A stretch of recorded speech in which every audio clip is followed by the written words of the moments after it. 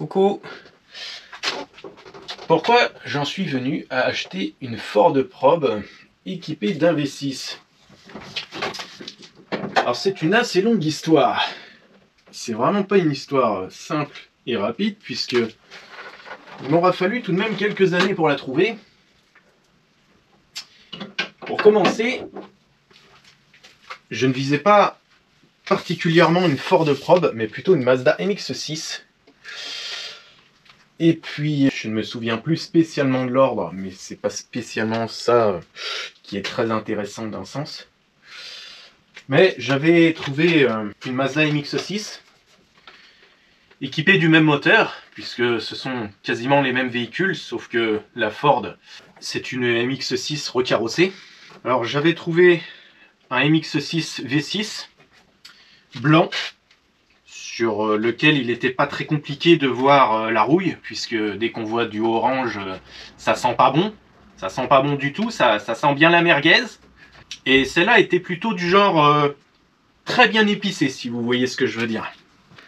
Alors évidemment, bien que j'étais vraiment très content de la découvrir et de pouvoir l'essayer, après quelques minutes de réflexion, je me suis dit, même si en blanc elle est plutôt sympa, même si c'est vrai qu'elle n'est pas trop loin, que c'est pas trop compliqué pour aller la chercher, et même si l'intérieur était en très bel état, c'est vrai, siège tissu, bon, rien de spécial à signaler.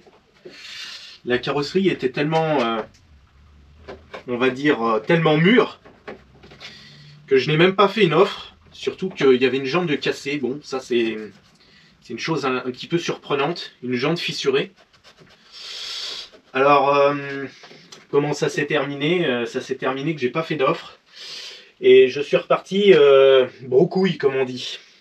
Par la suite, peut-être un an après, j'avais toujours continué à fouiller sur le bon coin, et je trouve une Ford Probe noire, 4 cylindres, 2 litres 115 chevaux, pas trop loin dans le nord, à 2 ou 3 heures de route, je sais plus trop où. Elle était pas trop loin, alors je me suis dit bon, dans le pire des cas je me déplace pour rien si elle est pourrie, et puis on verra bien. Alors l'état il était excellent, je m'en souviens pas de tout parce que ça date déjà de peut-être 3 ou 4 ans. Et oui, il faut pas être pressé. Et j'ai essayé cette Ford. Alors sans petite carrosserie et puis avec les petits pneus déjà, bon, ça a beaucoup moins de gueule. Esthétiquement, on peut dire que c'est déjà moins sympa. Elle était équipée d'un espèce d'aileron posé sur le haillon. Aileron souvent monté en seconde monte, ou plutôt en équipement d'époque. Mais apparemment, il n'y avait pas d'option aileron sur les Ford Probe. Bon, c'était un détail, ça me plaisait pas spécialement. Mais le plus gros problème, et oui, parce que j'ai pas pu repartir avec. Alors il y avait pas mal de frais à faire dessus, il y avait pas mal de bricoles. Et entre autres, une tirette de capot avant qui était cassée. Bon, ça fait déjà ça à faire. Il y avait les vérins de haillons complètement morts, mais vraiment complètement morts. Ça tenait par une baguette de bois depuis un moment apparemment. Bon, ça c'est des petits détails. Mais après, quand on rentre dans les gros détails, la voiture était vraiment impeccable au niveau corrosion. 30 000 km, c'est vrai qu'elle semblait comme neuve. Bon, j'ai pas spécialement regardé le dessous, mais apparemment au niveau des bas de caisse, des tours d'aile, tout était vraiment comme neuf. Donc pas de souci à ce niveau-là. Et alors, pourquoi je ne l'ai pas acheté? Eh bien, pour plusieurs raisons. D'une part, j'ai été un peu con, un peu exigeant, parce que c'est vrai que j'aurais pu l'acheter et puis pourquoi pas la revendre le jour où j'aurais trouvé un beau V6. J'aurais pu l'acheter et puis la revendre en faisant éventuellement, pourquoi pas, 500 €, parce que je pense que même avec une bonne révision et puis un bon nettoyage, il y avait moyen de la revendre un petit peu plus cher. Elle n'était pas vendue à un prix exorbitant. Mais ce qui me faisait peur, c'est que il n'y avait eu rien de fait, à vrai dire, sur le véhicule. Alors rien de fait, ça veut dire que au niveau entretien, tout était à faire. Donc je pense que les bougies, on avait toute la distrie qui était à faire. Alors rien que bougie plus distrie, surtout la distrie, j'aurais aimé pouvoir négocier un petit peu, parce que une distrie, bon, c'est quand même un peu une surprise quand la distrie est d'origine et qu'elle a 20 ans. On aime toujours négocier un petit peu la distrie s'il y a une grosse révision à faire sur la voiture. Bon, c'est tout de suite des gros frais à faire.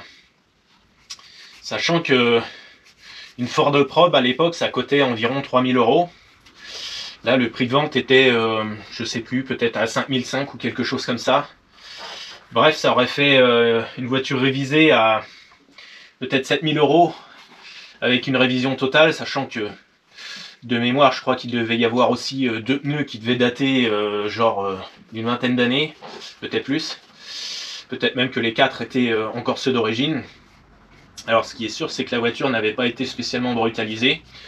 Je l'ai essayé, bon, j'ai été assez content d'un sens, mais j'ai vraiment senti un côté un peu pâteau. Bon, c'est déjà, je pense, certainement dû aux pneus, parce que c'est pas des pneus sport. Déjà, ceux-ci sont un petit peu plus en taille basse. On voit que le diamètre de la jante et la hauteur du pneu, c'est déjà un peu plus sympa à regarder, ça fait un peu plus sport. Alors le 2 litres équipé avec les petits pneus qui ressemblent à des bouées, esthétiquement c'est pas terrible. Ça m'a pas vraiment tapé dans l'œil.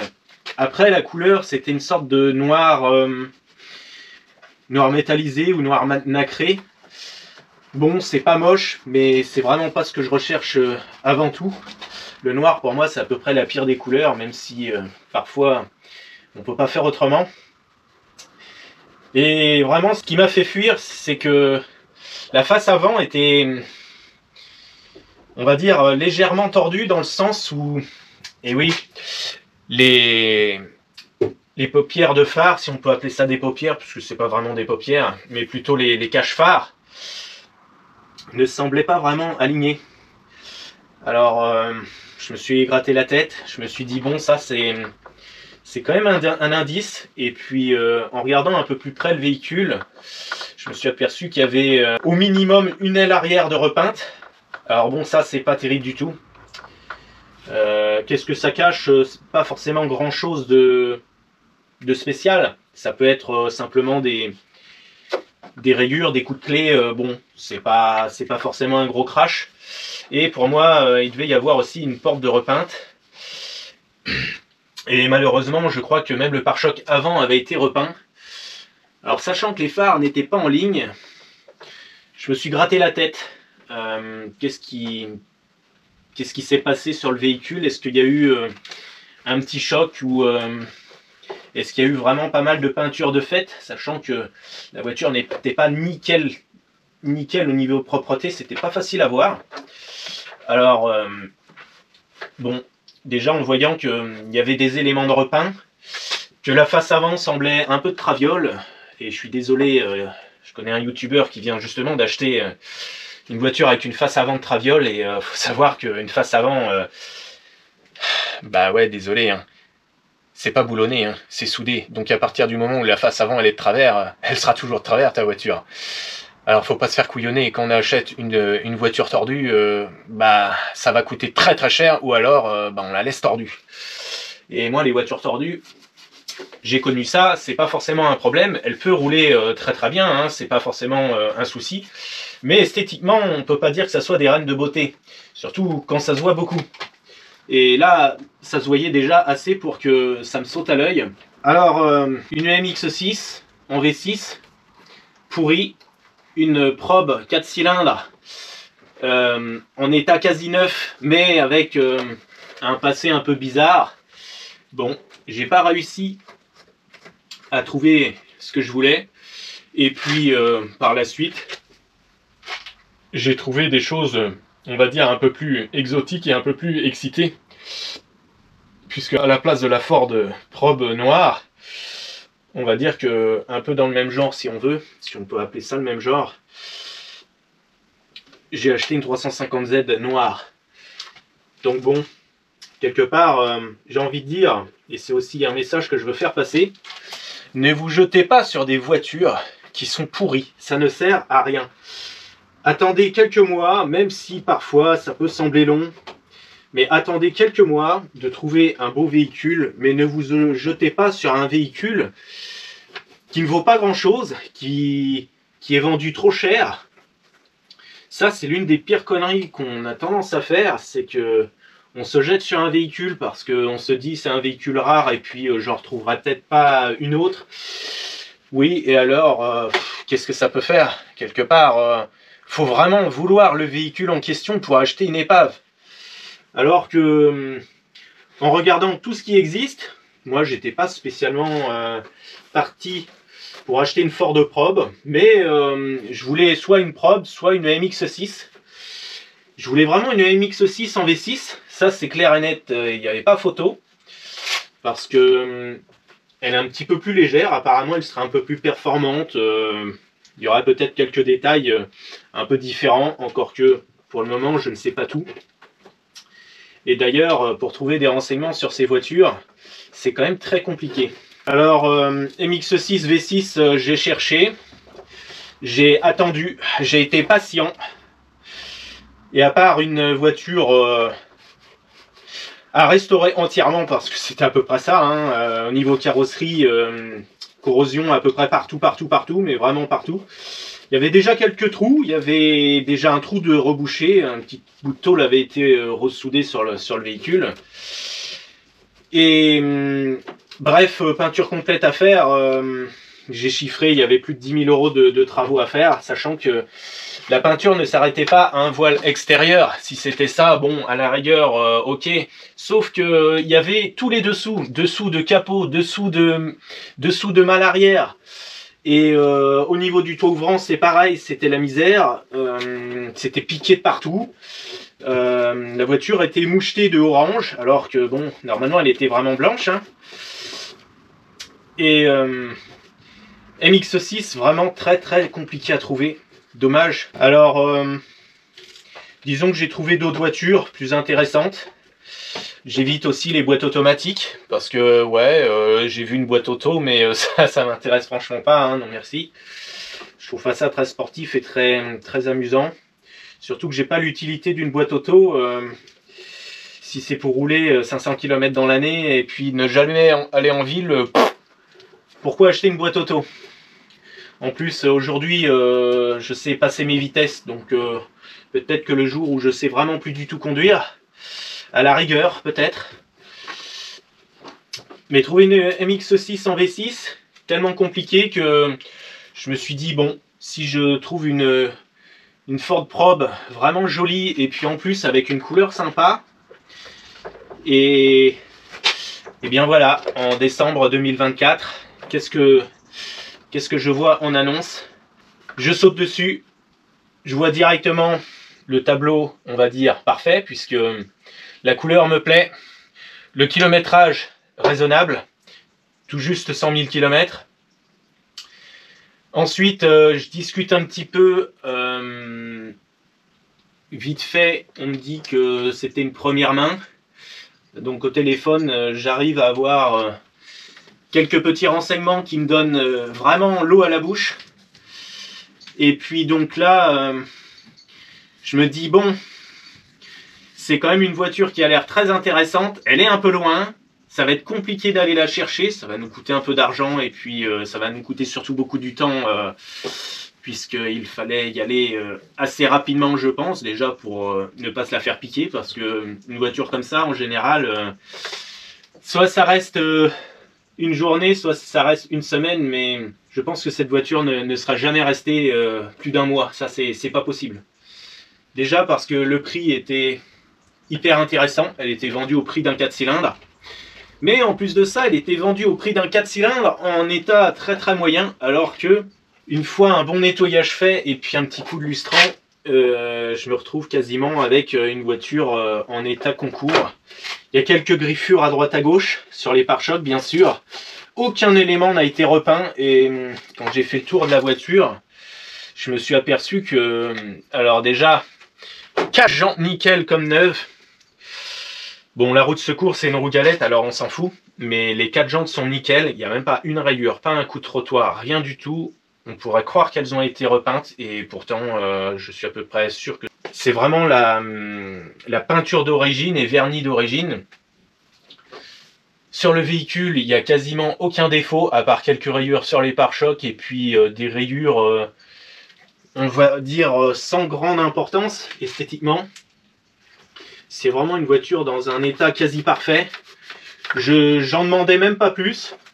Je vois que le véhicule présente super bien. Je regarde dessous parce que MX6 ou Ford Probe, apparemment, c'est peut-être à peu près la même histoire. Et là, je fais les 4 coins de la voiture. Je regarde les points de levage au niveau du cri, les ailes arrière, les bas des ailes. Et après avoir fait le tour, je me dis c'est pas possible, elle est vraiment nickel, c'est même pas la peine de perdre du temps à la regarder plus que ça. Les 4 disques sont nickel, quasiment pas usés, la voiture a 100 000 km et les disques n'ont peut-être que 10 000 km, mais on voit que quasiment tout est neuf. Alors j'imagine qu'ils ont été changés parce que bon, 100 000 km quand même, mais il est aussi fort probable que les disques soient ceux d'origine, puisque même s'ils ont l'air un peu neufs, la voiture a toujours dormi dans un garage. Au niveau corrosion, il n'y a rien, mais rien du tout. J'ai même pu constater sous le véhicule que tout est comme neuf, et c'est vraiment dans un état incroyable, puisque sous la voiture, on voit encore parfaitement bien la couleur de la voiture. En général, une voiture qui a 100 000 km, ça commence à être un peu crasseux, ça commence à être un peu bardé de terre, bardé de boue. Et cette voiture apparemment ne servait principalement que le dimanche et pour sortir. Et il est bien possible qu'elle ne sortait que principalement par beau temps. En tout cas, il est bien possible qu'en hiver, elle ne roulait pas beaucoup, voire peut-être même pas du tout. Puisque avec seulement 3000 km effectués chaque année, il y a de quoi quand même se poser des questions. Est-ce que vraiment la voiture roulait tous les dimanches? J'en suis même pas sûr. Je pense qu'elle devait rouler les dimanches vraiment quand le temps était assez beau. Alors les propriétaires, pas en peine de les rencontrer puisque les propriétaires sont décédés depuis un moment. Apparemment le papy est décédé depuis quelques mois, peut-être un an. Et la dame apparemment sera décédée bien avant. Alors l'âge, je ne l'ai pas. L'âge des propriétaires, à la louche, ça devait être quelque chose comme 80 ans. Et j'imagine que c'est un véhicule qui n'a jamais été vraiment trop brutalisé parce que quand je vois l'âge des pneus et le kilométrage, des pneus qui ont 30 000 km et qui datent de 2008 et qui sont encore bons, il n'y a pas photo, la voiture n'a pas été brutalisée. Alors aujourd'hui, couleur, j'en suis super content parce que c'est vraiment une couleur magnifique. D'une part, c'est original. D'une deuxième part, on voit pas beaucoup de ce genre de teinte. Et puis d'un autre côté, ce qui est assez rigolo, c'est que elle est violette et en même temps, parfois, elle paraît tellement bleue. Ça, c'est assez surprenant. Elle est à la fois très bleue et parfois très violette. Alors, même si j'étais plutôt branché voiture japonaise, il faut quand même savoir que la Ford Probe, c'est une Mazda MX6 recarrossée par Ford à l'époque où vraiment ils travaillaient ensemble et ils se partageaient beaucoup de choses. Et le châssis, c'est à peu près pareil puisque la base, c'est la MX6. Alors au niveau conduite, ça peut se ressembler un peu, sauf que le MX6 avait un système vraiment de chez Mazda avec des roues arrière directrices. C'est vrai qu'après avoir essayé le MX6 en V6, je n'ai malheureusement pas spécialement constaté un comportement super fun ou super agile, mais ce qui est clair, c'est que je n'ai pas senti une voiture spécialement lourde et difficile à manœuvrer. Ce qui m'a un petit peu surpris et vraiment plu sur la MX-6 lors de l'essai, c'est la boîte de vitesse et puis et le moteur. Alors curieusement, sur cette probe, j'ai presque l'impression qu'on entend un petit peu moins le moteur. C'est peut-être vrai, c'est peut-être qu'une impression. Mais est-ce que ce sont vraiment les mêmes échappements? Et puis apparemment, le MX-6 ferait quelques chevaux de plus. Alors, pourquoi la Ford développerait quelques chevaux de moins? Ça, c'est une bonne question. Peut-être que la Ford ne dispose pas du même collecteur ou de la même ligne d'échappement. Il doit y avoir une petite différence quelque part. Ça, j'aimerais trouver les infos, mais on ne trouve pas grand-chose sur ce genre de voiture. Malheureusement, j'ai envie de dire qu'on ne trouve même rien du tout. Et c'est un peu dommage. Même si aujourd'hui, c'est vrai qu'on trouve pas mal d'infos sur les voitures, quand on veut des choses vraiment très pointues, eh bien, on ne trouve rien, voire pas du tout, pas grand-chose. D'ailleurs, aujourd'hui, sur YouTube, j'ai jeté un œil. Et en matière de Ford probe, c'est pas compliqué. Vous avez grosso modo une ou deux chaînes où ils vont en parler un peu. Et ensuite, on tombe sur des chaînes, je dirais, des contenus américains. Et il faut déjà les comprendre. Il faudra déjà arriver à avoir une traduction correcte. Et c'est pas forcément du contenu... bon, même si c'est vrai que j'ai pas forcément tout regardé et tout trouvé, je pense que on n'obtient pas forcément tous les renseignements qu'on aimerait avoir très facilement. Alors je pense que c'est une voiture très intéressante pour éventuellement avoir de l'expérience sur cette Ford probe, et puis si je peux partager quelques petits tuyaux sur cette voiture. Alors pour le moment, c'est vrai, c'est une voiture qui ne mérite pas spécialement d'attention, puisque à part une révision, il n'y a rien de spécial à faire. Je l'ai acheté avec une ampoule de grillé. Sur le coup, je pensais que c'était un anti-brouillard, et il n'y a pas d'anti-brouillard.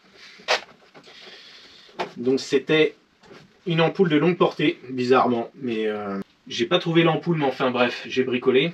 Et dans l'ensemble, il n'y a à vrai dire rien à faire. Alors je vais faire une vidange. Et puis pour le moment, on sait à peu près tout ce qu'il y a à faire. Une vidange roulée. Et puis après, bien sûr, un de ces jours, il y aura une distribution à faire. Mais changer une courroie de distribution, si la voiture tourne parfaitement bien et si on peut contrôler la courroie et que justement cette courroie est impeccable, pas craquelée et qu'elle ne semble pas avoir spécialement vieilli, je me pose la question, est-ce utile de changer une courroie alors que si elle pète, il se passe absolument rien, à part qu'elle tombe en panne. Et au pire des cas, quelque part on rentre à pied, oui, mais si je ne suis pas trop loin, et puisque je ne vais jamais loin, je ne vois pas pourquoi je vais changer une courroie de distribution qui va me coûter cher en pièces, qui va me coûter surtout aussi très cher en temps, si c'est pour juste dire bah, j'ai changé la distri, sachant que ce n'est pas pour la revendre tout de suite. Alors la distri, je vais peut-être la faire un jour, mais je ne vais pas la faire tout de suite. D'une part parce que les années passent trop vite, et ça je l'ai appris. Faire des travaux sur une voiture, si c'est pour conserver la voiture à un paquet d'années, les années passent tellement vite que vous pensez avoir changé la distri il y a 3 ans, et ça fait déjà 8 ans, et il faut déjà la refaire, alors que vous n'avez quasiment pas roulé avec le véhicule. Et je dirais une chose assez sûre et certaine, c'est qu'une courroie de distribution, si la voiture démarre de temps en temps et qu'elle ne roule pas beaucoup, qu'elle ne fait pas de ville, pas de circuit, ça ne sert absolument à rien de changer une courroie de distribution tous les 5 ans ou 2000 km si la voiture ne souffre pas du tout.